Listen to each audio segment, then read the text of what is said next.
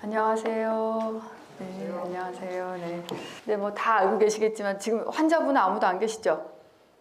그렇죠. 네, 그래서 제가 환자분 오시지 말고 꼭 보호자분만 오시라라고 말씀을 드린 거예요. 왜냐하면 이제 어떤 보호자분들이 이제 알츠하이머병이라고 처음에 진단 내리면 꼭 환자분들한테 얘기를 해줬으면 좋겠다라고 말씀드린 보호자분들이 계세요.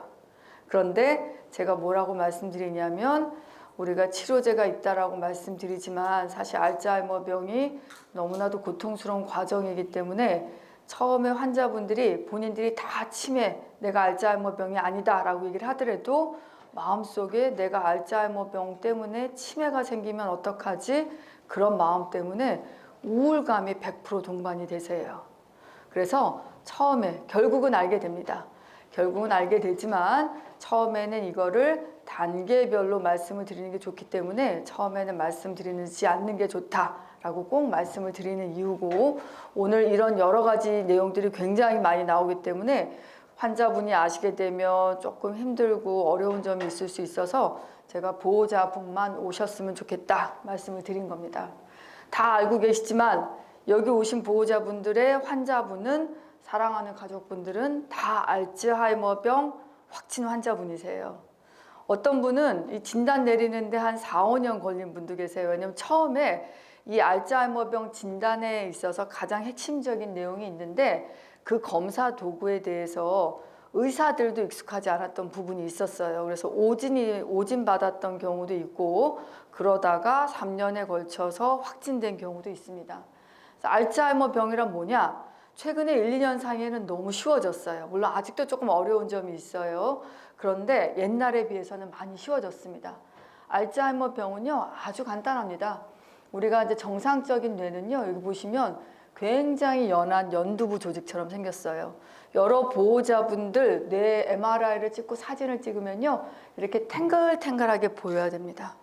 그런데 알츠하이머 병에 걸리면요, 마른 호두처럼 뇌 안에 두개골은 똑같은데요. 왜냐하면 두개골은 우리가 발달하면서 뇌신경세포를 보호하기 위해서 같이 발달하기 때문에 두개골 사이즈는 똑같은데 이렇게 뇌신경세포가 발달했다가 신경세포가 망가지면서 빈 공간이 남는 거예요.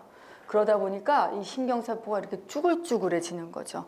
그래서 마른 호두처럼 보이게 됩니다.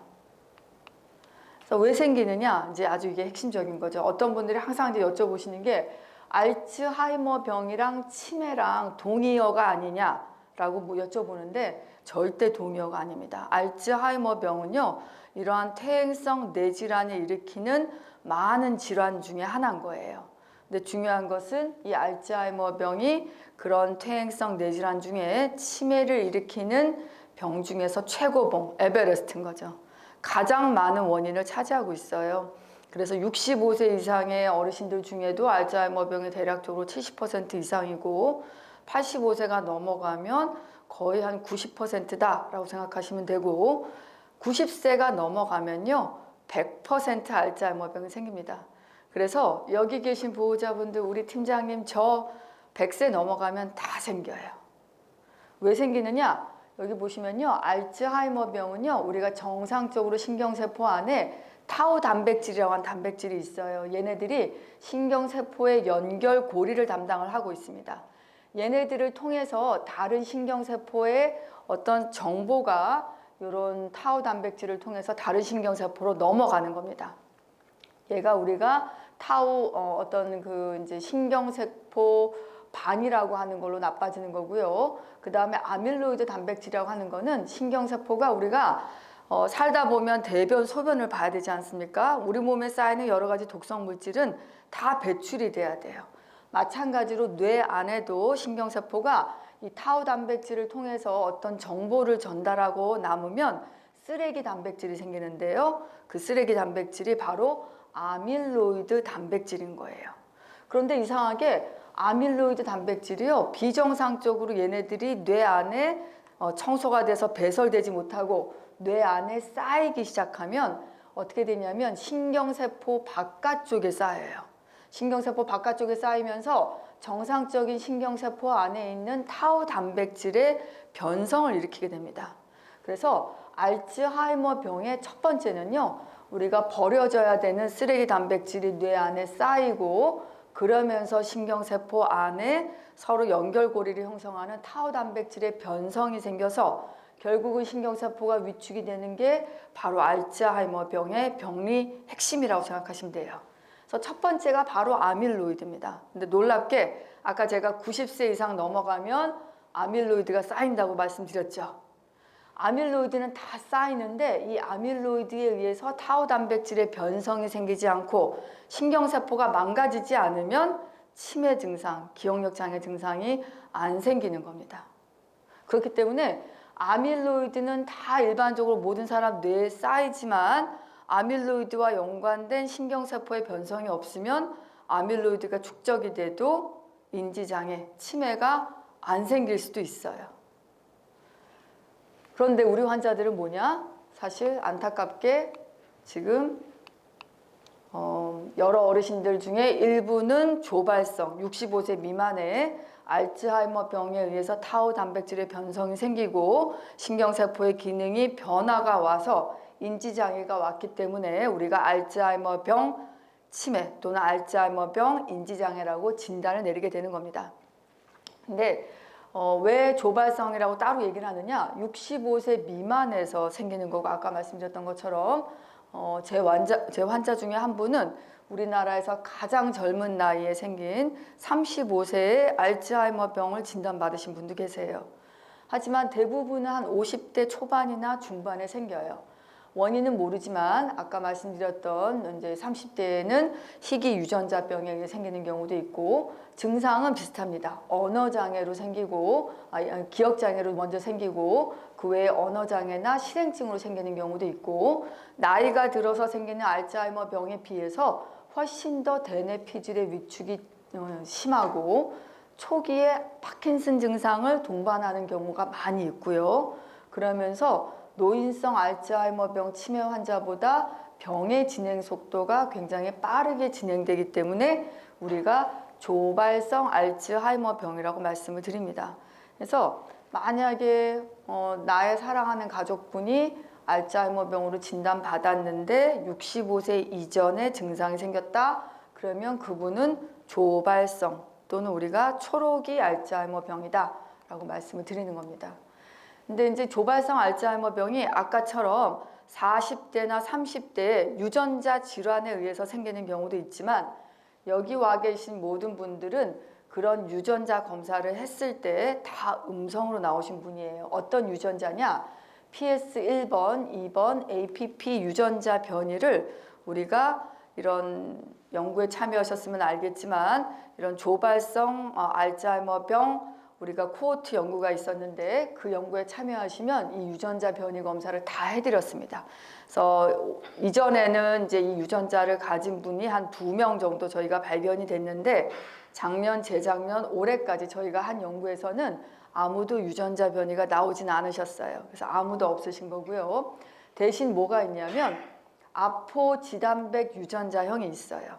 이거는 우리 몸의 모든 사람들이 다 가지고 있는 유전자형이에요. 근데 놀랍게 이 유전자가 2번, 3번, 4번형이 있거든요. 그런데 4번형을 가지고 있으면 알츠하이머병이 발생할 수 있는 확률이 굉장히 올라갑니다. 그래서 우리가 유전자는 쌍으로 가지고 있어요. 우리 몸은 유전자가 한 10,000개 정도 있거든요. 근데 그 10,000개 정도의 유전자 중에서 딱 하나 아포지단백 유전자형 중에서 2번, 3번, 4번형이 있는데 4번형을 가지고 있을 때만 위험도가 올라가는 거예요. 그런데 이 유전자형 4번형을 갖고 있다고 해서 다 그럼 알츠하이머병이 생기느냐? 그건 아니에요. 아까 요 유전자 변이가 있으면 100% 알츠하이머병이 생깁니다. 그런데 아포지단백 유전자형은요, 고위험 유전자일 뿐이에요. 얘가 있으면 알츠하이머병이 생길 확률이 한 3배 정도 올라갈 뿐이지 100% 생기는 건 아니에요. 그래서 제가 어떤 보호자분은 아마 제가 말씀드렸을 수도 있고 아닐 수도 있는데 예를 들어서 이 우리나라에서 유명한 치매 연구하시는 교수님들도 몇 분이 이 아포지단백 유전자형 4번을 갖고 있어요. 또 저희 남편도 이 유전자형 4번 하나 갖고 있어요. 우리나라의 전체 인구 중에 20%가 갖고 있습니다. 그렇기 때문에 얘가 있다고 해서 다 생기는 건 아니지만 문제는 얘를 가지고 있고 인지검사상에서 조금 이따 말씀드릴 경도인지장애로 나올 경우에는 제가 위험도도 있는데 인지장애도 있으시니까 알츠하이머병 자세한 검사를 해봐야 됩니다 라고 말씀드리는 근거가 되는 겁니다. 근데 그 외에 여성분이 굉장히 많이 생기고요. 2배 이상 반복적인 뇌손상이 있을 때도 생기게 됩니다. 그 외에 위험 인자가요, 고혈압, 당뇨, 고지혈증이에요. 놀랍게도. 왜 그러냐면 아까 제가 아밀로이드가 쌓이고 걔가 뇌 안에 침착이 되면 알츠하이머병이 시작된다 말씀드렸잖아요. 그런데 이 여러 가지 고위험 유전자들이 잘 조절이 안 되면 뇌 혈관 장벽이 망가지기 때문에 아밀로이드가 더 많이 쌓이게 돼요. 그래서 그러면 증상은 어떻게 되느냐? 너무 많이 느끼시죠? 첫 번째, 기억력 장애인 거예요. 그래서 옛날 일은 잘 기억하는데 최근 일에 있었던 방금 전에 뭐 대화 내용, 뭐 날짜, 일정, 본인이 했던 행동, 뭐 그리고 방금 전에 들었던 새로운 정보 이런 것들을 다 기억하지 못하게 됩니다. 잘 생각해 보시면 이게 다 기억력 저하인데요. 최근 일들이고 옛날에 본인이 남편이랑 어떻게 결혼했는지, 아드님 따님이 어느 고등학교를 나왔고 어느 중학교를 나왔고 어떻게 속썩였고 그런 것들 옛날 기억은 아주 세세하게 기억을 잘 하시는 거죠. 또 놀랍게도 그 최근 기억이 망가지게 되면서 옛날 기억이 더 새록새록 떠오른다는 분들이 계세요. 그래서 저희가 이 알츠하이머병 연구하는 분들이 저희끼리 생각을 해보기로는 어떻게 결론이 났냐면 이게 이제 기억의 회로인데요. 이게 이제 바닷속에 사는 해마하고 비슷하게 생겼다고 그래서 해마라고 하는데 이 해마가 이게 지금 망가지신 거예요. 보면 여기는 까만 공간이 거의 없는데 요 해마라고 하는 부위가 빈 공간이 생겨서 약간 까맣게 보이는 걸 아실 수가 있을 겁니다. 근데 이 얘기가 뭐냐면 여기가 기억의 서랍인데요. 기억의 서랍이 맨 밑에 있는 게 오래된 기억이고 그 위에 새로운 기억들이 차곡차곡 쌓이다 보니까 새로운 기억이 더 들어가야 되는데 새로운 기억이 들어가지 못하니까 점점 밑에 있던 옛날 기억이 위로 올라오는 거예요. 그러다 보니까 옛날 기억이 점점 새록새록하게 떠오른다. 그렇게 얘기를 하시게 되는 겁니다. 그래서 이 해마가 망가져서 새로운 기억이 뇌 안에 들어가지 못하기 때문에 최근 일에 대한 기억장애가 생기는 거다.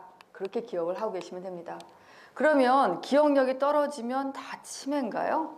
아니죠. 여기 오신 분들 아마 제가 처음에 뵀을 때 아무도 치매로 오지 않으셨을 것 같아요. 왜냐면 제가 어떤 분들한테 말씀드렸지만 제가 한 10몇 년 전에 처음 이런 어떤 알츠하이머병에 대해서 진료를 시작했을 때는 치매로 오신 분들이 거의 대다수셨어요. 그런데 요즘은 기억장애, 경도인지장애로 오세요. 그래서 기억력이 굉장히 떨어지는 거죠. 기억력은 떨어지지만 다른 인지 기능은 정상이셔서 특징이 뭐냐면 힌트를 드리면 예를 들어서 어디 여행 갔다 라고 얘기하면 맞아 여행 갔었지. 근데 언제 갔는지 헷갈리는 거예요. 일주일 전에 갔는지 한 달 전에 갔는지 그 여행을 아들 딸이 다 같이 갔는지 손자랑 다 같이 갔는지 그런 건 기억을 못하지만 여행을 갔다 온 것까지는 기억을 하시는 겁니다. 그래서 우리가 힌트를 드리면 부분적으로 기억을 해내고 인지검사를 해보면 확실하게 기억력이 떨어지는 걸로 나오는 거죠. 근데 치매로 넘어가면요. 힌트를 드려도 하나도 기억을 못 하세요. 내가 여행을 갔었나? 갔어? 언제 갔었어? 난 왜 기억이 안 나지?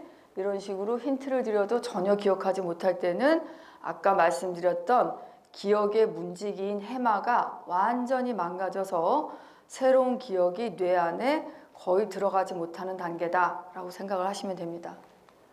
그래서 그 외의 증상들이 있습니다. 이제 많이 경험들 하시겠지만 언어 장애도 생기고요, 계산 능력 저하도 생기고 그러면서 이제 판단 능력 저하도 생기는데 언어 장애로 시작하시는 분들도 계세요. 일반적으로 가장 흔한 증상이 물건 이름, 사람 이름이 생각이 잘 안 나고 본인이 표현하고 싶은 표현이 잘 안 돼서 유창성이 떨어지고 조금 시간이 지나면 남의 말을 이해하지 못하는 증상도 생기고요.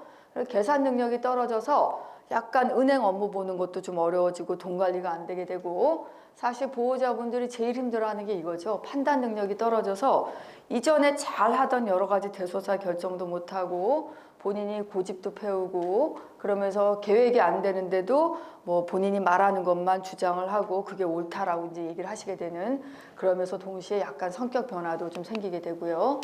또 하나 이제 두정력 기능이 떨어지게 되면 초기에는 기억장애, 그 다음에는 길찾기 능력이 떨어져서 가까운 곳에서도 길을 잃고 헤매는 증상도 생기게 됩니다. 그래서 이런 증상들이 점점 심해져서 기억장애 외에 다른 인지저하가 생기면서 일상생활을 잘 수행하지 못할 때 우리가 결국 누군가가 여러 계신 보호자분들께서 24시간 돌봄이 필요한 상태가 되는 거를 우리가 치매라고 하는 거죠. 근데 그 외에 또 여러 가지 증상들이 동반돼서예요. 뭐냐면 가장 힘든 증상이 망상과 환시예요. 물론 알츠하이머 병은요, 루이체 치매에 비해서 이런 망상이나 환시가 조금 덜한 환자분들이 많이 계세요. 하지만 망상이 동반되면 루이체 치매 환자분보다 조금 더 심하게 나타나는 경우가 있어요. 어떤 망상이 생기냐? 우리가 3대 망상이라고 하거든요. 도둑망상, 부정망상, 버림망상이에요. 그런데 이 망상이 생기는 이유가 뭐냐면 아까 말씀드렸던 전두엽 집행기능, 판단 기능이 떨어져서 본인의 생각이 현실에 맞지 않는 잘못된 생각인데도 우리가 논리적으로 설명을 해도 절대 납득이 안 돼요. 그렇기 때문에 저희가 망상이라고 하는 거예요. 그래서 어떤 보호자분들은 외래 오셔서 어머님이나 환자분이 막 이런 망상이 있다라고 얘기를 막 하시고 저한테 이거를 설득을 해달라고 말씀을 하세요. 그런데 제가 설득하지 않는 이유가 바로 이 이유 때문입니다. 절대 이게 고쳐지질 않아요. 왜냐하면 이런 생각을 판단하고 느끼는 회로인 전두엽 기능과 기억장애 회로가 다 망가졌기 때문에 이게 설득을 한다고 해서 해결되지 않는다는 거죠. 그런데 이거를 설득하기 위해서 환자를 자꾸 이러이렇다라고 얘기를 하게 되면 어떻게 되냐? 환자분이 불안해지세요. 왜 내 생각이 자꾸 틀렸다고 얘기하지? 저 의사는 나를 만날 때마다 내가 틀렸다라고만 말을 하는구나. 나는 병원에 가지 말아야 되겠다. 저 의사가 나를 싫어한다. 그런 망상까지 생기게 되는 겁니다. 그래서 보호자분들이 조금 힘드시고 그래도 제가 이런 것들에 대해서 환자를 설득하려고 하지 않고 오히려 보호자분을 설득하는 이유는 보호자분은 이런 현실에 맞지 않는 잘못된 생각이라는 거를 받아들이고 이해하실 수 있기 때문이에요. 환자가 아니기 때문이죠. 그래서 하나 좀 말씀드리면 도둑망상은 왜 생기냐면 내가 어떤 물건을 놔뒀는데 그 물건이 너무 소중해요. 우리 따님이나 며느님이 나한테 돈을 10만 원 주고 갔는데 이걸 나중에 꼭꼭 숨겨놨다가 우리 손주한테 주기 위해서 어딘가에 넣어놓는 거죠. 근데 넣어놓고 나서 바로 잊어버리시는 거예요. 그런데 본인은 그걸 어디 숨겼는지는 어디 넣어놨는지는 기억을 못하지만 따님한테 받았던 느낌은 있는데 못 찾으니까 어떻게 되나? 중간에 손녀가 왔다 간 것 같아요. 그러면 이 손녀가 가지고 간 거다라고 생각을 하시는 겁니다. 그런 왜곡된 생각이 망상이고 초기에 나타나는 가장 흔한 망상이 바로 도둑망상이고 두 번째는 또 부정망상이 있어요. 근데 이 부정망상은 조금 힘들어요. 뭐냐면 이게 아직 설립된 건 아닌데 거의 대부분 보호자분하고 환자분하고 관계에 따라서 결정이 됩니다. 그래서 뭐 남편분이 치매 환자, 알츠하이머병 환자분이고 이런 부정망상이 있으면 본인이 약간 젊었을 때 이런 부정행위를 했을 경우가 많아요. 그리고 환자분이 여자분일 경우에는 남편분이 실제로 부정행위를 했던 경우가 거의 대다수예요. 그런데 본인이 그런 경험을 했던 지금 현재 환자분이 절대 그런 행위를 하지 않는데도 불구하고 옛날에 너무 큰 상처를 받았던 게 머릿속에 남아있고 본인의 죄책감이 남아있기 때문에 지금 보호자분이 본인을 버리고 그런 행위를 할 거라고 끊임없이 망상이 되새김질 되는 겁니다. 그래서 얘는요 사실 조절이 잘 안 돼요. 그래서 약을 써야 합니다. 근데 마지막으로 버림 망상이 있어요. 근데 우리는 다 버림 망상이 있습니다. 왜냐하면 어떤 사람이 나한테 뭔가 좀 얼굴을 찡그렸다 그러면 아까 말씀드렸던 것처럼 저 의사나 저 간호사가 나를 싫어하는 게 아닐까라고 생각하고, 누군가가 지나가다가 발로 물을 탁 쳤는데 저 물을 나한테 맞으라고 발로 친 거구나 라고 생각하는 그런 약간의 다른 사람들에 대한 피해 의식이 있어요. 그런데 우리가 다 생각을 하는 거야. 저 사람이 지나가다가 나를 차려고 한 게 아니라 좀 잘못해서 여기까지 굴러왔나 보다. 한번 쳐다보면서 기분 나빠 하지만 잊어버리고 가거든요. 그런데 치매 환자들은 그렇게 본인의 생각을 조절할 수 있는 능력이 없기 때문에 조금이라도 낯빛을 가리거나 보호자들이 짜증을 내거나 손녀가 한번 화를 내거나 그러면 쟤네들이 나를 너무 싫어해서 이제 나를 조만간 요양원으로 보내겠구나, 나를 찾아오지 않겠구나 라고 생각하게 되는 겁니다. 이게 버림 망상이에요. 근데 얘도 쉽게 잘 없어지지 않아요. 그리고 어떤 면에서는 오히려 도둑망상은 시간이 지나면 치매 증상이 나빠지시고 본인이 어딘가 물건을 숨겨놨다든지 손녀가 왔다 갔다는 걸 기억하지 못하면 없어지세요. 부정망상도 시간이 지나면 없어지세요. 그런데 버림망상은 끝까지 남아있다가 나중에 정말 중증 치매로 넘어가게 되면 없어지는 경우가 많이 있습니다. 그래서 이 외에도 아까 말씀드렸던 초조하고 공격하고 우울하고 불안하고 무감동, 무감심, 아까 어떤 보호자분이 오셔서 어머님이 울고 가셨는데 어떤 분들은 굉장히 감정이 따뜻했는데 무감동, 무관심이 생기는 경우도 있고 오히려 거꾸로 초조하고 화를 내고 공격적인 것도 있는 거예요. 근데 여러분 경험해 보시면 무감동, 무관심이 낫습니까? 아니면 화내고 남들한테 공격적으로 행동하고 칼 들고 어떤 게 더 낫습니까? 무감동, 무관심이 나은 거죠. 근데 그 어머님은 본인한테 무감동하고 무관심하다고 막 우시는 거예요. 그러니까 이게 이런 여러 신경 행동 증상은 굉장히 주관적인 거고 남의 경험을 하지 못하면 이게 얼마나 힘든 건지 잘 모릅니다. 그래서 이런 것들도 있을 수 있다라고 제가 잠깐 말씀을 드리는 거고요. 진단은 다 많이 경험하셨지만 최근 일에 대한 기억장애, 일상생활에서 이상소견이 있는지 없는지 보호자분 면담하고 그리고 당연히 우리가 이제 인지기능 검사를 해서 제가 항상 말씀드리잖아요. 전두엽 집행기능, 시공간 구성 능력, 언어적 기억력, 시각적 기억력 이렇게 떨어져 있고 그러면서 언어적 기억력, 시각적 기억력이 힌트를 줘도 좋아지지 않는 거예요.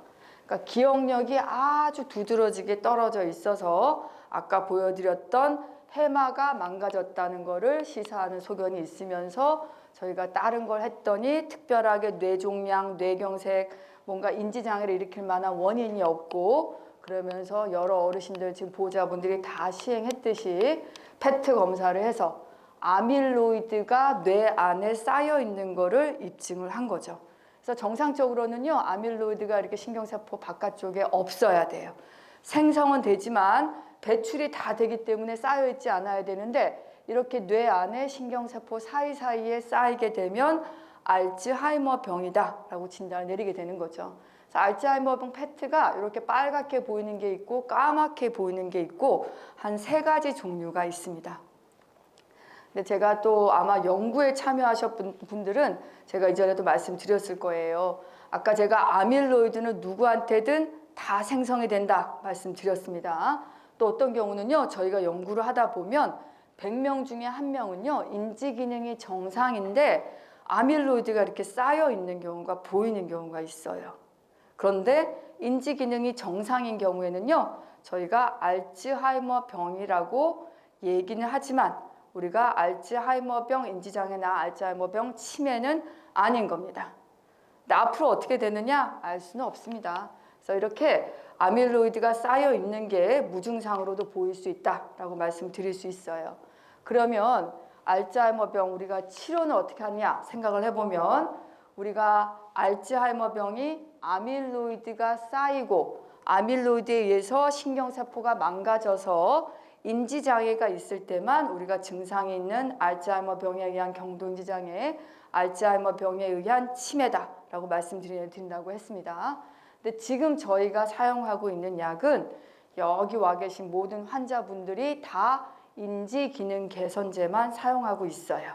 그 이유가 아밀로이드를 제거하는 거는 아직까지 조금 이따 말씀드리겠지만 임상시험 연구로만 우리나라에서는 일정 부분 가능한 겁니다. 그리고 줄기세포 치료는요, 아직까지 우리나라에서든 외국에서든 임상시험도 불가능한 상황이에요. 그런데 이 줄기세포가 여러 가지 줄기세포가 있어요. 배에서 뭐 본인의 뭐 줄기세포를 이제 그 비만세포에서 줄기세포를 끄집어내서 본인한테 투여하는 줄기세포 치료도 있고, 태아에서 뭐 여러 태아에서 태아반에서 줄기세포를 끄집어내서 투여하는 줄기세포 치료도 있고 다양한 치료가 있습니다. 근데 일본이나 중국 같은 경우에는 이런 태아를 이용한 줄기세포 치료를 알츠하이머병 환자한테 한다라고 해서 암암리에 알려져서 제 환자분들 중에도 저한테 상담을 했다가 제가 가지 말라라고 얘기하니까 저 몰래 갔다 오신 분이 2분이나 계세요. 근데 이제 법적으로는요, 이런 퇴행성 뇌질환에서 줄기세포 치료는 아직까지 허가되어 있는 것도 아니고 임상시험 하는 것도 아니고 우리가 이제 비의료적으로 치료하는 거다. 정규적인 방식이 아니다라고 알고 계시면 됩니다. 그래서 지금 저희가 원하는 것은 인지기능 개선제는 사용을 하되 아밀로이드를 같이 제거해서 남아있는 신경세포가 더 이상 손상받지 않도록, 또한 혹시라도 아밀로이드가 쌓여 있으면 제거하거나 더 이상 축적되지 않도록 하는 것을 저희가 치료의 목표로 하고 있는 겁니다. 그럼 지금 있는 건 뭐냐? 아세틸콜린을 올려주는 약물 치료하고요. 만약에 중기로 넘어가면 글루타메이트라고 하는 비정상적으로 흥분된 신경세포를 조절하는 약, 그 2가지를 사용할 수가 있어요. 그래서 많은 환자분들이 제가 일반적으로 도네페질이라고 하는 아리셉트라고 하는 약이거든요. 일본의 에자이 제약회사에서 나와 있는 이 약을 거의 아마 지금 투여받고 계실 겁니다. 얘가 뭐냐면 신경세포와 세포 사이에 아까 제가 타우 단백질이 서로 정보를 주고받는 역할을 담당한다고 말씀드렸는데, 그 사이에 신경 전달 물질이 바로 이 신경세포와 세포 사이에 타우 단백질을 타우를 통해서 정보를 전달해 주는 역할을 담당하고 있는 거예요.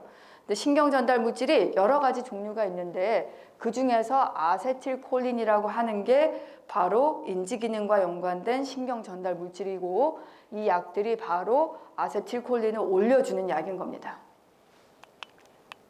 근데 이제 이 약 외에도 이 약이 이제 아까 말씀드렸던 아리셉트도 있고 엑설론이라고 하는 것도 있고 갈란타민이라고 하는 것도 있어요. 근데 이제 저는 개인적으로 대부분의 이제 임상 시험에 들어오시는 분들한테는요, 아리셉트라고 하는 이제 도네페질을 주로 많이 사용하는데, 그 이유가 리바스티그민이나 이제 갈란타민 같은 경우에는 약간 부작용의 퍼센테이지가 조금 높습니다. 도네페질, 아리셉트도 한 10%에서 속이 울렁거리고 토하시고, 여기 나와 있는 것처럼 메스꺼움, 구토, 설사, 복통, 식욕감퇴가 생기고, 또한 체중이 감소하는, 증가가 아니고 감소하는 경우도 생기고, 불면증, 섬액 같은 그런 부작용이 생길 수 있는데요. 이 아리셉트가 그나마 나머지 약들에 비해서 조금 부작용이 적기 때문에 이 약을 주로 사용하는 겁니다.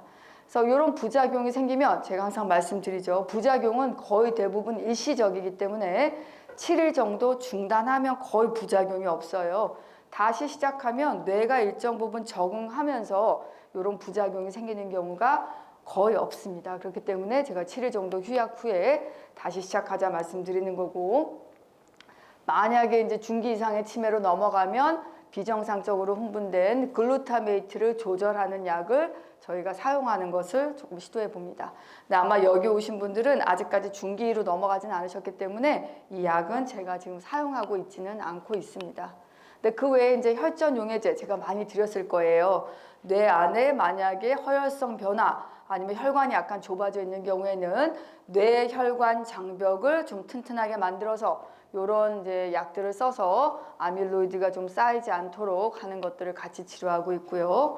이제 2번째로 이상행동, 아까 말씀드렸던 망상, 뭐 부정망상, 뭐 버림망상, 그리고 공격적인 행동, 그런 이상행동이 있으면 이런 약물 조절 약들, 항정신성 약물을 같이 사용해서 이상행동들을 조절을 해야 되는 겁니다.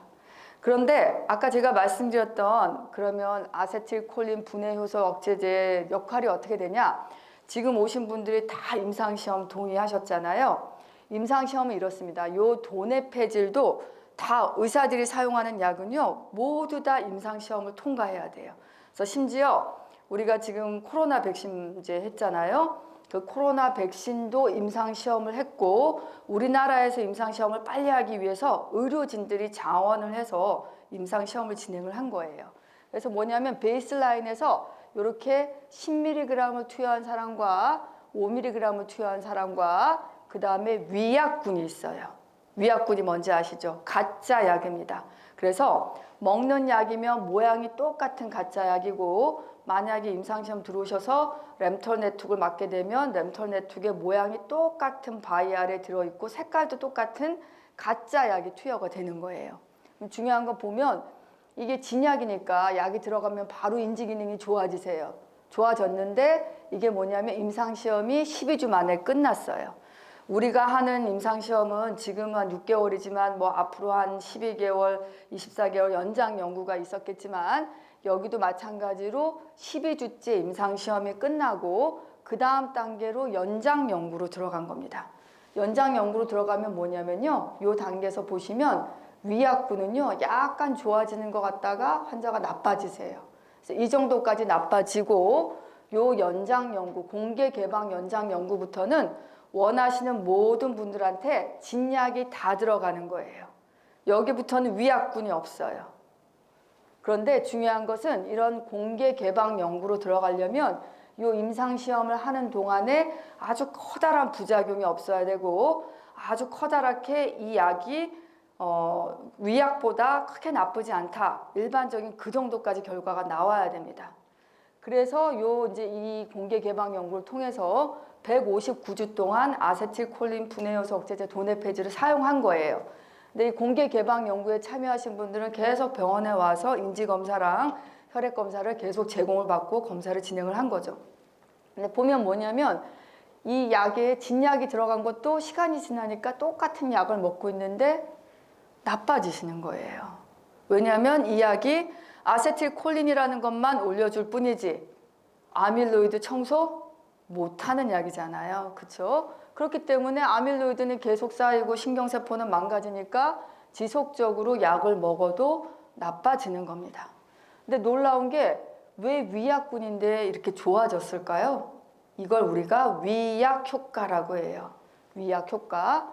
위약 기간 동안에 병원에 한 달에 한 번, 또 중간에 저희 선생님들이 일주일마다 전화드리고 병원에 와서 검사하고, 근데 보통은 이제 이런 임상시험이 안 들어오면 6개월에 한 번 오셔서 제 외래에서 한 1, 2분 만에 진료 보고 나가시는데 임상시험에 들어오시면 끊임없이 모니터링이 되는 거예요. 그 모니터링이 되면 보호자분이 여러 가지 조금 약간 위안을 받고 환자분한테 잘해주시고 그럼 환자분도 약간 좀 좋아지시고 그러면서 그 위약 효과가 있는 거죠. 그렇기 때문에 제가 임상시험을 말씀을 드리는 거고, 근데 중요한 것은 여기서 약을 투여를 됐어요. 그러면 우리가 혈압약이랑 당뇨약으로 보면 혈압약이랑 당뇨약을 나중에 12주 이후에 먹었을 때 처음에 먹은 환자분하고 늦게 혈압약을 먹은 분하고 혈압이라든지 당이 떨어지는 효과가 차이가 있을까요? 없습니다. 그래서 내가 어제 혈압약을 먹고 한 달 뒤에 쉬었다가 혈압약을 먹어도 혈압이 떨어지는 효과는 똑같이 10 내지 15가 떨어져야 돼요. 그런데 이 치매약 아세틸콜린 분해효소 억제제는 그 사이에 신경세포가 나빠졌기 때문에 망가졌기 때문에 요 3개월의 갭을 따라갈 수가 없는 거예요.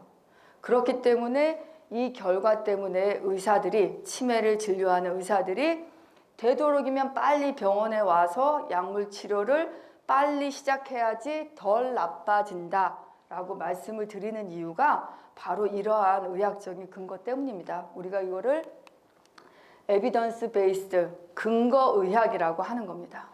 그래서 약을 써도 지속적으로 나빠지고 약을 늦게 사용하면 절대 3개월을 따라가지 못한다. 그래서 3개월이든 6개월이든 인지장애가 있으면 바로 약물 치료를 해야 된다 라고 말씀을 드릴 수 있는 겁니다. 경과는 이제 제가 사실 어떤 분들한테는 이 경과를 말씀드린 분도 계시고 어떤 분들은 제가 말씀 안 드린 분도 계세요. 왜냐하면 아직까지 많이 나쁘지 않으면 사실 미래에 대해서 말씀드리는 게 저도 힘들고 보호자분들도 아시면 힘든 경우가 있어요. 그런데 제가 가끔 가다가 65세 이전에 알츠하이머병 진단받으신 분들은요. 미리 나빠지는 걸 말씀드린 경우도 있어요. 조금 빠르게 나빠지시는 분들은요.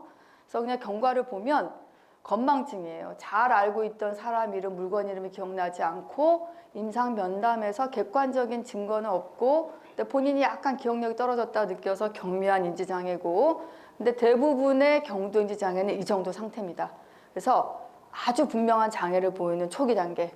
그래서 면담에 의해서 객관적인 기억장애가 나타나고 방금 들은 사람의 이름이나 물건 이름 3가지 기억하기 어렵고 책을 읽어도 기억하는 내용이 떨어지고 단어 이름이 잘 떠오르지 않아서 주변에서 면밀하게 관찰하면 아 옛날보다 기억력이 떨어졌구나 알게 되고 귀중품을 잊어버리고 오늘도 본인의 이제 뭐 중요한 지갑이라든지 뭐 핸드폰을 잊어버린 분도 오셨는데 그런 아주 중요한 귀중품을 조금 잊어버리고 낯선 길에서 길을 잃어버릴 수도 있고 하지만 이런 사실을 본인이 약간 좀 이제 불안증이 동반되고 그리고 이런 것들이 이제 어려운 사회적 요구에 직면하면 불안감이 나타나고요. 그래서 더 나빠지게 되면 아주 이제 분명한 이장애가 보여요. 그래서 최근 시사 문제에 대해서 기억하지 못하고 본인의 최근 일에 대해서 기억하지 못하고 심한 경우에는 과거사도 잊어버리는 경우가 있고 100에서 700이와 같은 단순한 계산 능력이 떨어지고 금전 관리가 안 되고 그렇지만 뭐 사람이라든지 시간에 대한 진압력 그리고 익숙한 길 다니는 거는 가능한 경우가 있고 점점 나빠지면 이제 초기 치매로 넘어가서 본인의 집 주소, 전화번호, 중요한 비밀번호 기억하지 못하고 아주 특징적으로 날짜, 요일, 계절 기억을 못하게 됩니다. 그래서 이전에는 잘 알고 있던 사람이 이런 시간에 대한 개념이 떨어지고 그리고 장소 여기가 병원인지는 아는데 이대 서울병원인지 서울대학병원인지 모르게 되고 몇 층인지를 모르게 되고요. 그러면서 이때까지는 이제 본인에 대한 아주 중요한 정보는 알고 있어요. 자녀분들의 이름, 손자들의 이름, 본인의 집 주소 알고 있는 경우도 있고 근데 이제 시간이 지나면 더 나빠져서 본인이 아주 중요하다고 생각하는 기억도 없어지게 됩니다. 그래서 가끔 가다가 당연히 이제 손주들, 아들, 딸 이름은 기억을 잘 못하고 배우자 이름도 잊어버리게 되고 옛날 일을 일부 기억하기는 하지만 굉장히 피상적이고 1부터 10까지 세는 것도 좀 어려워지고 외출 시 더 이상 본인이 익숙한 곳에 혼자 가는 게 어려워서 누군가의 도움이 필요하고 밤낮이 바뀌고 하지만 본인이 누군지 여자인지 남자인지 본인의 이름은 본인에 대한 기억은 남아있고 잘 아는 사람과 낯선 사람을 구분할 수 있으나 여러 가지 이제 망상적인 행동 본인의 배우자가 부정하고 주변에 낯선 사람이 자기가 잘 아는 사람이라고 생각하고 아니면 거울에 비친 본인의 모습이 본인이 아니고 낯선 사람이라고 생각하고 대화하고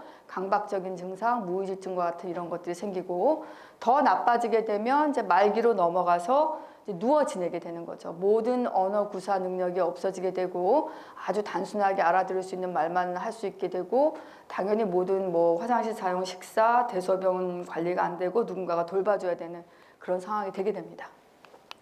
그래서 이런 것들이 경과가 어떤 경우는 한 9년이 되고 어떤 경우는 13년이 돼요. 이렇게 다양하게 나타난 이유가 뭐냐?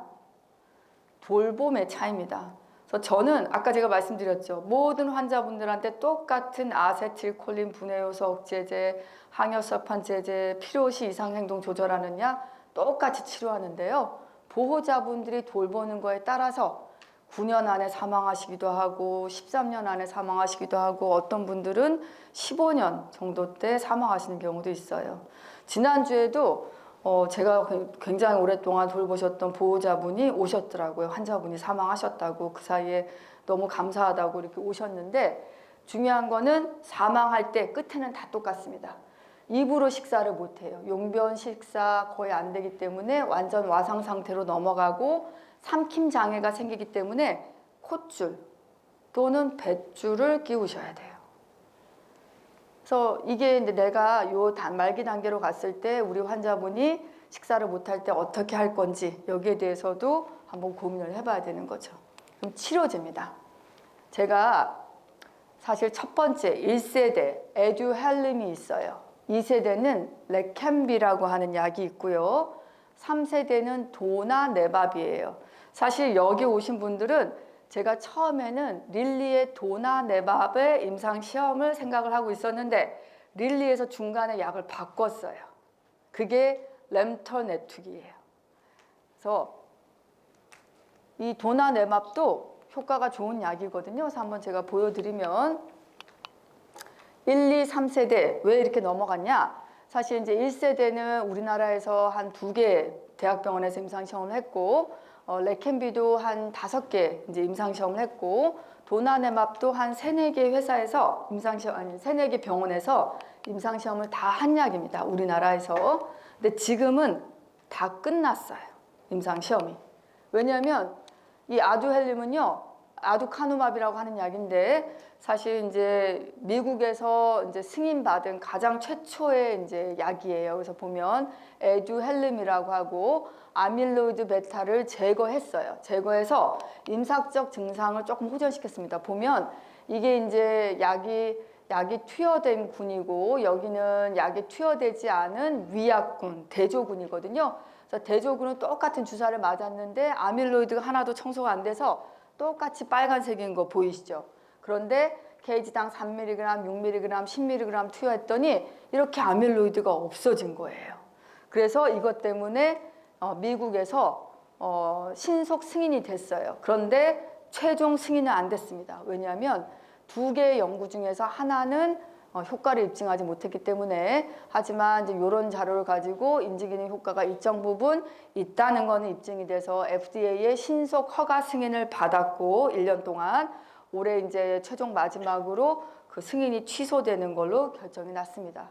근데 이 약은 아까 제가 효과도 조금 2개의 커다란 임상시험에서 하나는 효과가 있었고 하나는 효과가 없었잖아요. 근데 부작용이 꽤 있었어요. 제가 부작용 아마 얘기한 거 아마 기억나실 수도 있는데 어떤 부작용이냐면 뇌 안에 아밀로이드를 없애다 보니까 뇌 신경세포 사이사이에 얘네들이 가서 작동을 하다 보니까 신경세포가 부어버리는 거예요. 그래서 이게 우리가 어떤 뇌 부종, 그 다음에 신경세포에서 떼어내서 얘네들이 이제 혈관을 통해서 이제 청소를 해야 되는데 혈관이 약간 찢어지면서 뇌출혈도 생기고 혈관벽이 살짝 찢어지면 출혈까지는 아닌데 어떤 철분이 혈관 사이사이에 침착이 되는 뇌부종, 뇌출혈, 뇌철분 침착이 생각보다 꽤 많았습니다. 그래서 전체적으로 보면 대략 한 25%에서 부작용이 있었고 아주 심한 경우는 한 10% 정도에서 이런 부작용이 있었기 때문에 결국은 최종적으로 승인이 났다가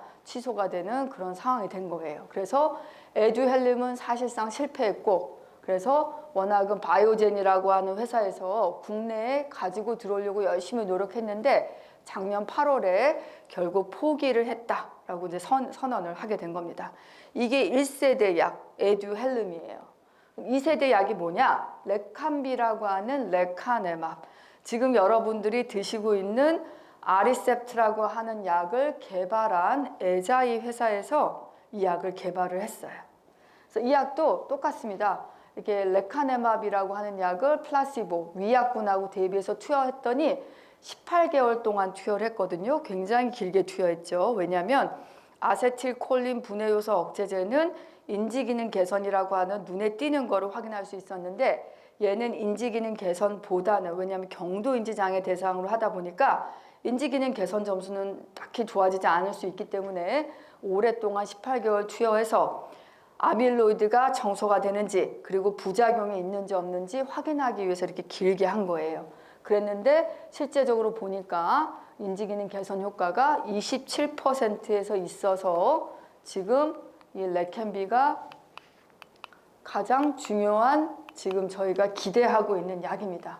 그래서 아까 아두카누밥과 마찬가지로 레캔비도 신속 승인을 미국의 FDA에 신청을 했고 올해 1월 달에 1, 2월 달에 근데 놀랍게도 지금 6개월 이상 사용을 했더니 그리고 그 다음에 후속 연구 데이터도 굉장히 효과가 좋은 걸로 나와서 결국은 미국 FDA가 레캔비에 대해서 정식 승인을 하라라고 결정을 내린 겁니다.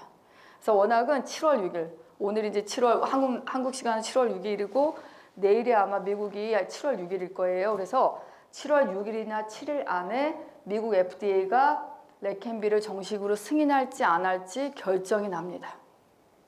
그런데 이게 왜 중요하냐면 우리나라는요, 이게 우리나라에서 개발된 약이 아니지 않습니까? 미국에서 개발되고 미국에서 먼저 승인이 나야 되기 때문에 미국에서 승인이 나면 그걸 가지고 한국으로 가지고 들어올 수가 있어요. 그런데 한국으로 가지고 들어올 때도 우리가 뭐 느꼈습니까? 우리 저 코로나 백신 맞을 때 미국이랑 다 유럽이랑 맞고 있는데 우리는 6개월 정도 더 늦어졌잖아요. 일반적으로 우리나라에서 이런 식약처를 통과하려면 1년에서 1년 반 이상 걸려요. 그렇기 때문에 미국에서 올해 승인이 나도 우리나라에 정식으로 들어와서 똑같은 프로세스로 들어온다고 그러면 내년 하반기나 내후년 25년도 상반기가 돼야지 우리나라는 레캠비를 맞을 수 있다 라고 말씀을 드릴 수 있는 겁니다. 그리고 세 번째 약이 도나네맙이에요. 아까 제가 처음에 도나네맙 임상시험을 준비하고 있었다라고 말씀드렸죠. 그런데 릴리에서 바꿨다라고 말씀을 드렸어요. 근데 제가 도나네맙을 왜 열심히 하려고 그랬냐면 물론 이제 레카네맙이 이제 여러 선생님들 중에 보호자분들 중에 기억하시는 분 계실지 모르겠지만 제가 사실은 목동에 있다가 이쪽으로 옮겼거든요. 그래서 목동에서 이쪽으로 옮길 때 그때 당시에 뭐 저 릴리나 뭐 에자일 레카네맙이나 임상시험을 막 거기서 세팅을 해야 되는 상황인데 제가 옮기면서 제가 그 임상시험을 참여를 안 했어요. 그러고 난 다음에 이제 도나네맙 결과가 이상 결과가 나왔는데 너무 좋게 나온 거예요. 이게 플라시보 군이고 이 투여했던 군이 이만큼 아밀로이드가 없어지신 거죠. 그러면서 이게 이제 얘는 타우 단백질인데 타우 단백질의 변성도 이만큼 줄일 수가 있었습니다. 그래서 제가 이 데이터를 보고 너무 좋은 약이다라고 생각을 해서 도나네맙 연구를 빨리 해야 되겠다라고 생각을 해서 도나네맙이 릴리가 연락이 왔을 때 제가 아직 여기 세팅이 안 된데도 너무 하겠다라고 해서 세팅을 막 시작을 했던 거죠. 그런데 중요한 건 뭐냐면 이 연구가 너무 좋게 나오고 또 아까 레카네맙이 미국에서 승인을 받았다고 했잖아요. 그러다 보니까 이 릴리라고 하는 제약회사에서 얘를 임상시험을 더 하지 않고 승인을 집어넣은 거예요. 미국에. 그래서 아직 결과는 안 나왔지만 그렇기 때문에 임상시험이 추가로 워낙은 더 확대돼서 진행을 하려고 하다가 좋은 효과 결과가 나왔기 때문에 우선적으로 임상시험을 진행하지 않고 허가를 미국 FDA에 넣은 겁니다. 회사에서. 그래서 그 다음에 이제 릴리가 하려고 했던 거는 램터르네툭이에요. 램터르네툭. 근데 얘는 사실 아직 기전이 명확하진 않아요. 아밀로이드를 완전히 없애고 타우 단백질 변성을 없애는 건 확실한데 임상시험 데이터가 많지 않은 거예요. 그래서 지금 사실 임상시험 데이터를 가지고 1상, 2상, 3상이 있는데요. 2상 시험 연구를 이제 시작을 하려고 하다가 아까 제가 말씀드렸던 것처럼 도나네맙 연구가 너무 결과가 좋게 나와서 도나네맙을 넣어보고 이게 승인이 되는지 안 되는지 지금 릴리에서 약간 조금 이제 경과를 보고 이 램터네툭을 바로 시작할지 아니면 한 1년 뒤에 할지 2년 뒤에 할지 잘 모르는 상황인 거예요. 아까 저는 이거 생각하고 있었는데 갑자기 이렇게 바뀌었다고 했잖아요. 회사에서는 내년에 시작하겠다라고 저희한테 이메일이 왔지만 내년에 할지 안 할지 제가 잘 몰라요. 그렇기 때문에 보호자분들한테 계속 올 때마다 그거에 대해서 얘기하기가 조금 어려운 점이 있어서 오늘 이렇게 오시고 제가 말씀드리고 오늘 참여 못하신 분들은 오늘 제가 유튜브 링크를 보내드리고 한번 보셔라 라고 말씀을 드리려고 합니다. 램터네툭은요 굉장히 얘도 좋은 약이에요. 그래서 ADPD 저는 못 갔지만 올해 2023년 3월 달에 이렇게 요 임상시험을 이제 이끌어 나갔던 이제 PI가 발표를 했어요. 그래서 이게 이제 플라시보, 당연히 플라시보는 점점 아밀로이드가 쌓이는데 램터네툭을 투여했던 군에서 이렇게 도즈를 이 사람들이 아직 용량을 잘 결정을 하지 못해서 여러 개의 도즈를 사용했더니 확실히 1400mg으로 고용량으로 투여했을 때 훨씬 더 아밀로이드 버든이 줄었다라고 이제 입증이 돼서 아마 아까 말씀드렸던 그 도나네맙의 효과 임상성도 그렇지만 요 도즈를 아마 결정하려고 조금 더 늦어진 것도 있을 거라고 생각은 됩니다.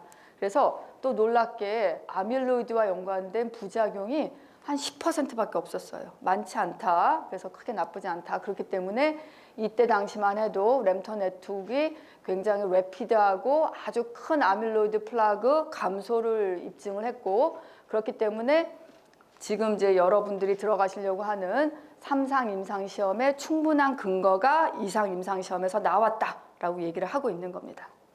그런데 지금 이제 중단됐기 때문에 이제 우리가 제가 처음에도 항상 말씀드리지만 임상시험을 참여하라라고 말씀드리면서 제가 몇 가지 이점이 있다고 말씀드렸죠. 첫 번째는 이 약이 2상 임상시험이나 1상 임상시험에서 무조건 효과가 일정 부분 있는 약으로 나온 약이다. 그렇기 때문에 이러한 새로운 효과가 있는 신약을 미리 임상시험을 통해서 투여를 받을 수 있는 기회를 갖게 된다. 그런데 중요한 것은 항상 위약이 있고 진약이 있는데 어떤 분들은 그러세요. 그럼 위약군에 걸리면 어떡하냐. 그렇죠? 위약은 항상 리스크는 있는 거예요. 하지만 우리가 반대쪽으로 생각하면 50%의 진약을 투여받을 수 있는 기회가 먼저 생기는 겁니다. 그렇기 때문에 참여하시는 거고, 아까 제가 위약군도 우리가 플라시보 효과가 있다고 그랬어요. 위약 효과, 모니터링을 하고 저희가 관리해드리고 상담을 해드리기 때문에 일정 부분 위약군들도 좋아지는 위약 효과가 있기 때문에 들어오시는 거고, 또 하나는 이 약이 정말 일정 부분 효과가 있는 걸로 나오게 되면 연장 연구에 들어왔을 때는 이 약이 한 2년에서 3년 정도 우리나라 들어오는데 그 기간이 걸리는데 그 기간 동안에 회사에서 무료로 투여를 해준다. 그 두 가지, 세 가지 이점이 있기 때문에 임상시험에 들어와라 라고 말씀을 드립니다. 근데 또 하나는 뭐냐면요. 아까 제가 한 10%에서 부작용이 있다라고 말씀드렸잖아요. 그리고 아까 그 에두카누막 같은 경우에는 25% 정도 부작용이 있었어요. 그런데 그 부작용이 다 임상연구 모니터링을 통해서 다 빨리빨리 캐치가 됩니다. 그래서 번거롭지만 한 달마다 오시거나 두 달마다 오실 때마다 저희가 혈액 검사하고 MRI를 하는 이유가 이런 부작용이 있는지 없는지 미리미리 모니터링을 하기 때문이에요. 그런데 만약에 이 임상 연구를 하지 않고 이런 부작용은요, 만약에 그냥 본인이 약을 투여를 받는다 그러면 다 저와 환자 보호자분이 감내해야 될 부작용인 겁니다. 책임질 수가 없어요. 임상시험이 아니기 때문에. 그래서 지금 이제 임상시험을 기다리시겠느냐. 아까 말씀드렸지만 내년 뭐 6월달, 내년 6월인가요? 몇 월이죠? 릴리에서 얘기했던 게? 내년 1분기, 2분기. 그래서 1분기이기 때문에 아마 빨리 시작해도 아마 한 6월이나 아마 7월 정도, 뭐 정말 빠르게 시작한다 그러면 5월 달에 시작할 수도 있지만 아까도 말씀드렸듯이 약을 이렇게 갑자기 바꿨고 갑자기 이렇게 내년으로 넘기겠다라고 얘기를 했기 때문에 진짜 내년에 할지 안 할지 몰라요. 제가 절대 장담할 수가 없습니다. 그럼 그 사이에 어떻게 할 거냐? 기다리겠다 하시는 분도 계실 거예요. 근데 기다리시려면 어떻게 하셔야 되냐면 안 나빠지셔야 돼요. 제가 이런 임상시험 아까 경도 인지장애 환자분이고 그래도 릴리는 조금 인지 점수가 조금 나빠서 아주 초기거나 아니면 인지 점수가 한 20점, 22점까지는 들어오실 수는 있어요. 이게 MMS라고 하는 간이 정신 상태 점수가 22점까지 돼야지 들어오실 수 있는 거예요. 그런데 제가 알츠하이머 병인 경우에는 3개월 안에도 나빠지고 6개월 안에도 나빠지고 1년 안에는 거의 대부분 나빠지십니다. 안 나빠지는 분을 제가 보지는 못했어요. 애석하게도. 그래서 안 나빠지게 최대한 늦추려면 어떻게 해야 되냐? 진인사 대천명, 이게 조금 이따 말씀드릴 나덕열 교수님께서 이제 개안을 내신 건데요. 진땀나게 운동하고 인정사정 없이 담배 끊고 사회활동 열심히 하고 대내활동하고 술 많이 마시지 말고 명이 긴 식사를 하자. 제가 외래 오면 말씀드린 내용이랑 똑같죠. 근데 저는 이제 요즘 이제 요거를 제가 어디서 봤어요. 너무너무 저는 간략하게 너무 좋더라고요. 하루 만보. 그래서 천자 만보 운동이라고 말씀드립니다. 제가 개안한 거 아니고 아시아 경제신문에서 천자 만보 운동. 이게 핵심이에요. 우리 뇌는요, 딱 두 가지 기능을 갖고 있거든요. 하나가 운동이고 두 번째가 인지예요. 그래서 운동 열심히 하고 인지 열심히 하면 뇌 기능이 유지가 되고 그래서 치매를 일정 부분 예방할 수 있다는 거죠. 그래서 규칙적으로 운동하셔야 돼요. 항상 말씀드리지만 40분, 30분 이상. 그래서 그리고 근력 강화 운동도 꼭 같이 하셔야 되고 그래서 한 일주일에 적어도 총 150분. 그래서 유산소 운동 중등도면 150분 안 그리고 격렬한 거는 75분 이상. 총 합해서 75분, 150분이면 되고요. 중요한 거는 한 번 할 때 적어도 15분 이상 하시는 게 도움이 됩니다. 그리고 어떤 걸 해야 되냐? 빠르게 걷기, 가볍게 달리기, 근력 강화 운동으로 앉았다 일어나기, 스쿼팅, 뭐 팔 굽혀 펴기, 뭐 좀 어렵다 그러면 그냥 물통 들고 그냥 들렸다 올렸다 하시면 돼요. 물통 가지고. 그리고 의자에 앉았다 일어나는 것도 근력 강화 운동이 돼요. 더 쉬운 거는 계단 오르기입니다. 근데 계단은 굉장히 조심하셔야 되는 게 환자분이 오르고 뒤에서 보호자분이 따라가다가 환자분이 혹시라도 뒤로 넘어질 것 같으면 받쳐주셔야 돼요. 그래서 근력이 좋지 않으신 분은 위험하니까 안 하시는 게 좋아요. 그 다음에 균형 증진 운동이 이제 한 발로 서보기, 발꿈치로 걷기, 발가락으로 걷기, 의자에서 손을 짚지 않고 앉았다가 그냥 일어나시는 거예요. 팔을 이렇게 드시고. 그래서 이런 내용들은요, 사실 인터넷 찾아보면 다 나와 있습니다. 저보다 훨씬 더 운동에 대해서 많은 좋은 비디오가 있어요. 그래서 제가 권해드리는 게 서울대학교 재활의학과 교수님이 서울대 의대 재활의학과 교수님이 계세요. 그분이 이제 그 뭐죠? 유키즈에도 나왔더라고요. 제가 성함은 기억 못 하는데 그 교수님 유튜브에 들어가서 어르신들이 할 수 있는 운동 찾아보시고 따라 하시면 됩니다. 두 번째가 뇌 인지 기능 증진이에요. 그래서 제가 항상 쓰기 말씀드리잖아요. 천자만보처럼 천자를 쓰셔야 돼요. 물론 천자를 다 쓰긴 어려워요. 하지만 만약에 10분, 15분 정도 쓰실 수 있다 그러면 본인이 쓸 수 있는 만큼 정해놓고 하셔야 되고 그러면서 그거 외에도 다양한 인지훈련 관련 책자를 구입해서 초등학생용 학습지도 괜찮고 그리고 신문을 이용하거나 그 외 여러 가지 뭐 바둑, 장기, 뭐 컬러링 북 등 뭐든지 쓰실 수 있는 거 하시면 됩니다. 이제 세 번째는 집에서 시간을 보낼 때 대화를 많이 하셔야 되는데 사실 제가 이제 주야간 보호센터 말씀드린 이유가 집에서 사실 대화를 잘 안 하세요. 그렇죠? 대화를 하기가 쉽지 않아요. 그래서 대화를 하려면 어떻게 해야 되냐면 옛날 사진첩 비디오 보시면서 TV 드라마 보시거나 돌잔치 비디오 보면서 자꾸 대화를 나누시는 거예요. 근데 이때 하실 때 테스트 하듯이 물으시면 안 돼요. 그냥 나도 기억이 안 나는데 저때 저 사람이 누구였지? 얘가 몇 살이었지? 그럼 지나가듯이 하는 건 좋지만 얘가 몇 살이었어? 왜 그걸 기억 못해? 얘가 그때 있었잖아. 그런 식으로 테스트 하듯이 하시면 안 됩니다. 근데 외래 오셨을 때 제가 환자한테 웬만해서는 테스트 하듯이 오늘 날짜, 요일 같은 거 잘 안 여쭤봐요. 왜냐하면 여쭤보면 그 순간부터 환자분들이 병원에 안 오시려고 해요. 그래서 여러 보호자분들도 그렇게 안 하시는 게 좋습니다. 아까 제가 뭐라고 말씀드렸습니까? 나빠지신다라고 말씀드렸죠. 굳이 알 필요 없어요. 하지만 환자 스스로 한마디라도 스스로 할 수 있게끔 해주는 게 좋고 뭐든지 칭찬해 주셔야 돼요. 하나라도 대답을 잘 해주시면. 그래서 우리가 칭찬은 고래도 춤추게 한다. 그렇죠? 잊지 마시고 지속적으로 칭찬해 주시고 가능한 혼자 있게 하지 마시고 대화를 많이 나누려면 주야간 보호센터, 치매 안심센터 조금 이따 저희가 설명드리겠지만 무조건 이용하시고 보내셔야 돼요. 왜냐하면 혼자 있으면 어떻게 된다? 아까 제가 버림망상이 자꾸 생기고 남편이나 부인에 대해서 부정망상이 생겨요. 그리고 물건을 자꾸 아무데나 놔두시니까 이 도둑망상도 생깁니다. 혼자 계시면 망상이 생기고 우울감이 더 심해지시기 때문에 또한 뭔가 자꾸 이상하니까 심심하고 뭔가 찾으러 바깥으로 나가시게 되는 거예요. 배회가 아니에요. 배회가 아니라 그냥 본인이 심심하시고 누군가를 찾아서 밖으로 나가시는 겁니다. 그렇기 때문에 위험이 올라가기 때문에 되도록이면 혼자 안 계시고 주간보호센터, 치매안심센터 꼭 이용하셔야 됩니다.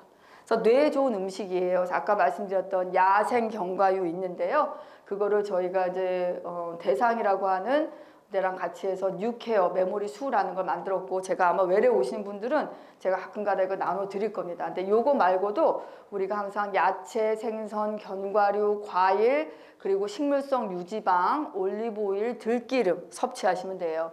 그래서 중요한 거는 저도 잘 안 하지만 야채하고 과일은요 다 갈아서 착즙기 말고 다 갈아서 하루에 한 잔씩 드시면 되고, 생선은 적어도 주 3회 이상 드시고, 견과류는요 너무 많이 드시면 살이 쪄요. 그래서 한 반 주먹 정도 드시는 게 좋고, 약간 아침에 일어났을 때 빈속에 올리브오일, 뭐 들기름 같은 거 하루에 한 티스푼 정도 드시는 게 좋습니다.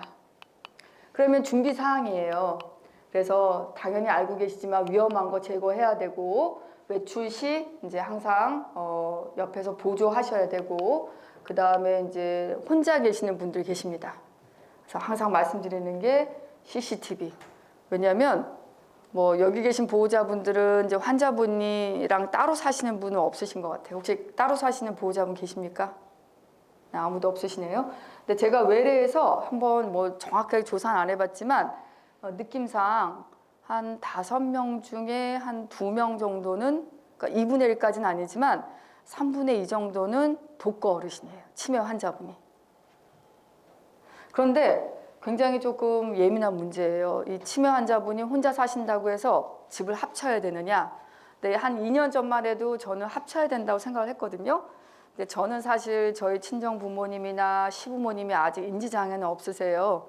그런데 저랑 이제 가까운 어떤 이제 교수님이 이제 어머님이 치매신 거예요. 그런데 같이 살기가 되게 어렵더라고요.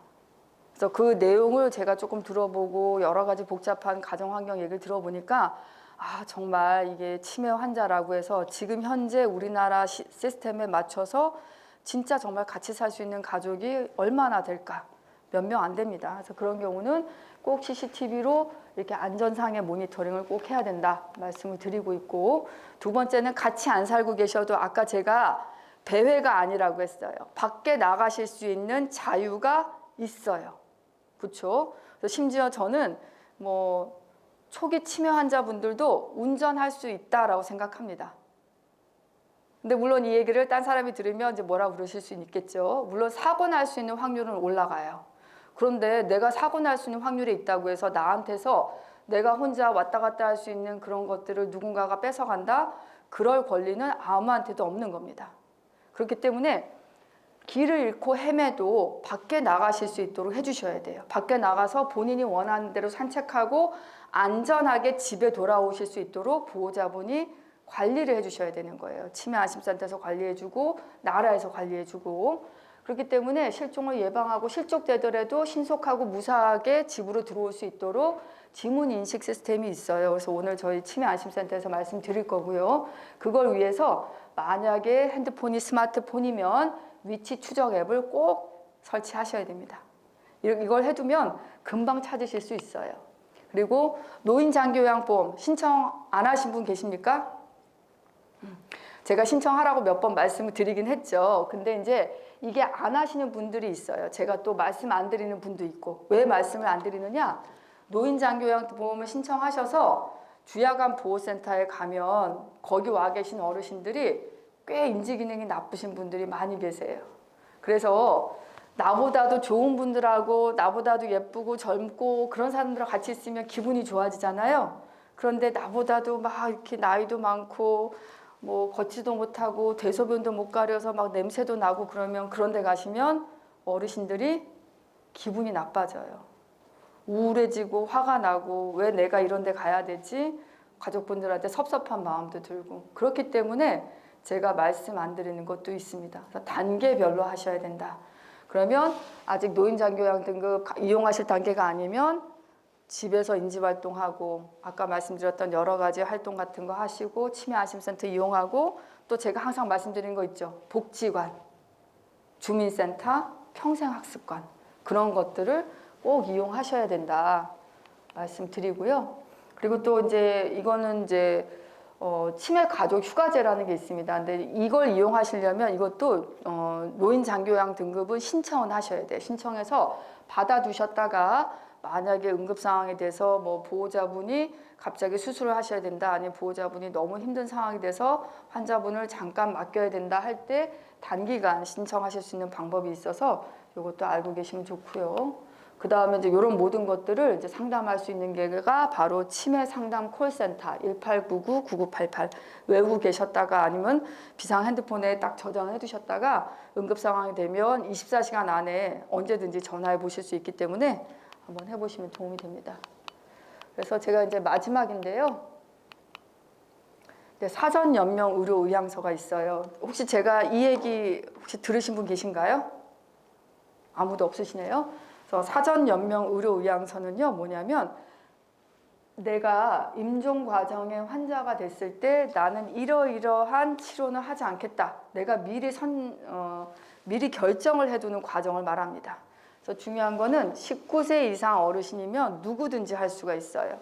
근데 중요한 것은 치매 환자분은 못해요. 왜냐하면 나의 의지가 있고 내가 누구고 나의 주민등록번호, 나의 집 주소를 말할 수 있는 그런 인지 상태가 있을 때만 법적으로 인정을 해주기 때문에 초기의 경도인지 장애, 초기 치매 환자분으로서는 할 수 있지만 초기에서 중기로 넘어가면 이 작성을 못합니다. 인정을 안 해줘요. 그렇기 때문에 오늘 오셨을 때 나중에 저희가 이제 설명을 드릴 건데요. 이런 사전 연명 의료 의향서를 작성할 수 있는 데가 몇 군데 있거든요. 당연히 병원에도 있습니다. 그래서 이걸 내가 작성하시고 싶다 하면 저희가 전화번호를 알려드릴 거예요. 그 전화번호에다가 전화를 하시고 예약을 하시고 환자분하고 같이 오셔서 같이 작성을 하셔야 돼요. 왜냐하면 치매 환자분들은 약간 오해를 하실 수 있다. 그 망상이 생긴다라고 말씀드렸잖아요. 그래서 어머님, 아버님이나 남편이나 부인한테만 작성하라 그러면 오해를 하실 수가 있어요. 그렇기 때문에 나도 작성을 안 했다 그러면 같이 작성하시면서 보호자분도 작성하고 왜 이거 작성하냐 그러면 정지한 교수님이 작성하라고 그랬다 그러면서 하시면 됩니다. 그래서 저도 사실 저랑 저희 남편도 했고 저희 부모님, 양가 부모님들 다 작성을 했어요. 그래서 미리 해두시면 나중에 인공호흡기 삭관이라든지 아니면 심폐소생술 안 하겠다고 자동으로 등록이 돼 있어서 만약 그런 어려운 상황이 왔을 때 병원에 왔을 때 자동으로 저희가 그런 것들을 결정을 바로바로 해드립니다. 근데 이거는 한번 작성을 해두면요 어느 병원에 가시든 동일한 시스템으로 적용이 되세요. 그래서 이것도 하나 말씀드렸고 성년 후견인은요. 네, 이제 요거는 조금 애매한 문제예요. 만약에 어머님, 아버님이나 남편분이나 부인이 약간 재산이 있다. 근데 그 재산을 나중에 가족분들 사이에 분란이 생길 것 같다. 그러면 작성을 하시면 되고 만약에 분란이 생길 게 없고 뭐 큰 문제 없다 그러면 안 하셔도 됩니다. 네, 그래서 혹시 이거에 대해서 궁금하신 사항이 있으시면 인터넷으로 한번 찾아보시고 얘는 법적으로 진행을 해야 되기 때문에 제가 하는 건 아니에요. 그래서 얘를 하시겠다고 하면 만약에 집에 재산이 있으시면 변호사랑 하시고 재산은 없는데 꼭 하시겠다 그러면 법무사랑 하셔도 돼요. 근데 제가 왜 이거를 말씀드리냐? 얘도 어머님, 아버님이나 가족분, 이제 알츠하이머 병을 앓으신 가족분이 의지가 있을 때 내가 이 분을 나의 그걸로 결정하겠다 그러면 한정 후견인으로 지정을 하시면 돼요. 그렇기 때문에 환자분이 의지가 있을 때 미리 작성하시는 게 도움이 되기 때문에 한번 그거 생각해 보시면 되고 중증으로 넘어가게 되면요. 중증 치매 산정 특례가 있어요. 이거는 제가 1년이나 인지검사를 하고 나빠졌을 때 제가 바로 설명을 드리고 병원에서 해드리는 거고 아직은 아무도 해당이 되지 않겠지만 향후에 중증으로 넘어가게 되면 또 적용 대상이 되실 수도 있습니다.